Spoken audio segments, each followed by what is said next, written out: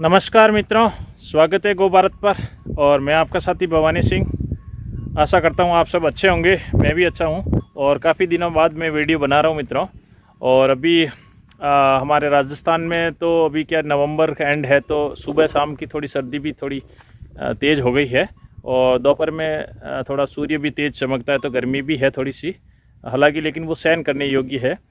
तो जो भाई देसी गोपालन के क्षेत्र में है उनके लिए एक बहुत ही महत्वपूर्ण विषय के बारे में आज बात करने जा रहा हूं। तो चले मेरे साथ।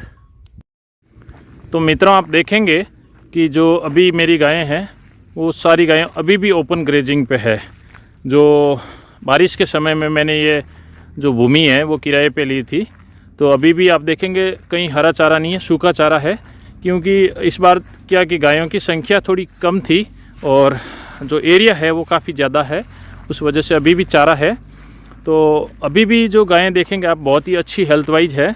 और एक बेनिफिट ये भी है कि एक विषय मित्रों में काफ़ी दिनों से बताना चाह रहा था कि कई जो मित्र है वो राजस्थान या गुजरात के बाहर के देश के अन्य क्षेत्रों से है, तो वो आप अपने क्षेत्र में जैसे गिर गायें या राजस्थान की कोई भी नस्ल की गायें लेके जाते हैं, तो वहाँ पे आप देखते हैं कई बार वो आपके वहाँ सेट नहीं हो पाती है। बोलते हैं कि वहाँ पे जो मिल्क आपके वहाँ पे देती है वो हमारे यहाँ पे नहीं दे पाती है।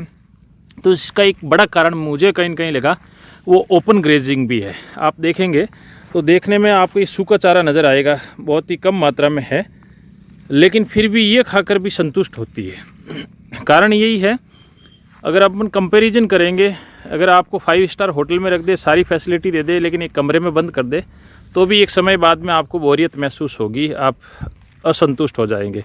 तो सेम रीज़न वो भी गौ माता पर भी है। आप देखेंगे कि पूरे दिन भर आराम से अपनी मस्ती से चरती है, अपनी मर्ज़ी से बैठती है, अपनी मर्ज़ी से गोबर करती है, अपनी मर्ज़ी से पानी पीती है, तो आप देखेंगे संतुष्ट रहती है। और दूसरा एक कारण है कि हमारे राजस्थान में क्या है कि भूमि की अधिकता है और पानी की कमी है। तो उस वजह से क्या होता है कि पूरी जो ज़मीन होती है वहाँ पे सिंचाई नहीं होती, यानी इरिगेशन नहीं होता है। तो एक बड़ा जो पार्ट है वहाँ पे सावणु फसल, यानी कि बारिश के दिनों में जो खरीफ की फसल होती है वही होती है। तो कई बार वो भी छोड़ देते हैं भूमि, तो उसमें क्या है कि ये जानवरों की या पशुओं की या गोचारण होता है। तो उससे क्या है कि उस भूमि में जो है मिनरल्स की कभी कमी नहीं आती। क्योंकि जो मित्रों अगर सिंचाई से है ना, हमेशा उचित मात्रा में अगर हम देसी गोबर का खाद नहीं डालते तो वो भूमि धीरे धीरे कमज़ोर पड़ती है। और आजकल तो लोग सब ज़्यादातर रासायनिक खादें बहुत ज़्यादा डालने से तो वो भूमि वैसे भी कमज़ोर रहती है। लेकिन हमारे यहाँ पे ये एक प्लस पॉइंट है कि हमारे यहाँ पे जो है वो इरिगेशन नहीं होने की वजह से जो ज़मीन पड़ी रहती है तो वो मतलब ताकतवर होती है ज़मीन। अगर आप कंपैरिजन करेंगे दूसरे क्षेत्रों में जहाँ साल में 3-3, 4-4 फसलें ली जाती है, हमारे यहाँ मुश्किल से एक ही फसल होती है। तो उस वजह से क्या गोचारण में फ़ायदेमंद है। तो उससे क्या गौ माता भी संतुष्ट रहती है। और दूसरी के अगर अपन वैज्ञानिक नज़रिए से देखेंगे तो उस भूमि में क्या है कि जो मिनरल्स है उसकी कमी नहीं होती है। तो मिनरल्स की कमी नहीं होने की वजह से हमें क्या कि एक्स्ट्रा मिनरल मिक्सचर वगैरह देने की ज़रूरत ही नहीं पड़ती है। अगर हम पूर्वजों का अगर गोपालन से कंपैरिजन करेंगे तो मिनरल मिक्सचर जो बाज़ार में आजकल मिलते हैं वो हमारे पूर्वज कौन सा देते थे, उस समय कौन से मिलते थे। और मैं भी मित्रों हैं, मैंने कभी अपनी गायों को अलग से मिनरल मिक्सचर दिए ही नहीं। सिर्फ मैं सेंधा नमक के ढेले इस्तेमाल करता हूँ, क्योंकि मिनरल्स की कमी तो इनको घास में ही पूरी हो जाती है, तो इनको देने की ज़रूरत ही नहीं पड़ती है।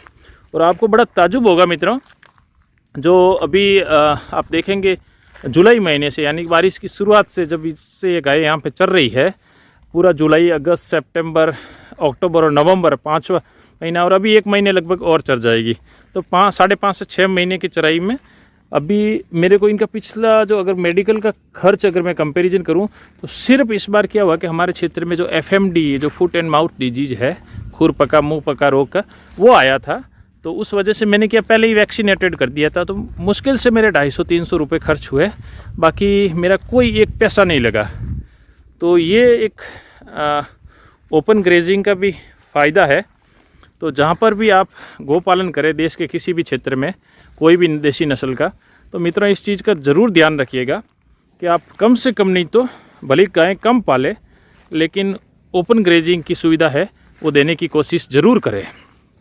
कारण यूँ है कि आप खूंटे बंधी हुई गाय को भले ही आप बादाम खिलाएंगे लेकिन फिर भी वो संतुष्ट नहीं होगी जितनी कि वो अपनी मर्ज़ी से चरकर और अपनी मर्ज़ी से वो आराम से जो दिन का लगभग देखेंगे तो ये गाय इतने बड़े क्षेत्र में है। जैसे मैं आपको ये पूरा 360 डिग्री व्यूज बता रहा हूँ, आप देखिए कितना बड़ा क्षेत्र है। तो ये कम से कम नहीं तो आराम से 25-30 चक्कर काट लेती है, यानी कि आराम से नहीं तो ये 5 किलोमीटर से 7-8 किलोमीटर का रनिंग कर लेती होगी। और यहाँ से 2 किलोमीटर मेरा गांव है, यानी कि 4 किलोमीटर तो आना जाना ही हो जाता है। तो रोज़ का 10 किलोमीटर आराम से, तो ये गायों की एक्सरसाइज भी हो जाती है, संतुष्टि भी रहती है, शरीर भी उनका स्वस्थ रहता है। और स्वस्थ शरीर होगा तो मिल्क भी अच्छा प्रोड्यूस करेगी और हेल्दी मिल्क होगा। तो गायों को क्या है कि वो कमोडिटी न समझे आपके सिर्फ मिल्क प्रोड्यूस कर रही है और दूध लिया और बात ख़त्म। उनकी भी अपन वो सुविधा का पूरा ध्यान रखें। तो कहीं न कहीं मुझे लगा कि ये एक बहुत ही बड़ा कारण है कि जो हमारे क्षेत्र में जो दूध दे रही है वो यही नस्लें दूध के अन्य जो देश के अन्य क्षेत्रों में जाकर ये परफॉर्मेंस नहीं दे पाती है। तो मित्रों, इसके बारे में आपकी क्या राय है ज़रूर कमेंट बॉक्स में कमेंट करके मुझे बताइए। और किस क्षेत्र से आप बिलोंग करते हैं और आपको वहाँ जो ओपन गोचारण की सुविधा की क्या है, गोचर भूमि की उपलब्धि जो अगर आपके वहाँ अवेलेबल है या नहीं है तो ज़रूर बताइए। और आपके कोई प्रश्न है तो कमेंट बॉक्स में कमेंट कीजिए। वीडियो अच्छा लगे तो ज़रूर लाइक कीजिए मित्रों, और जो नए व्यूअर्स है प्लीज़ चैनल को सब्सक्राइब करना ना भूलें। धन्यवाद मित्रों, जय गौ माता।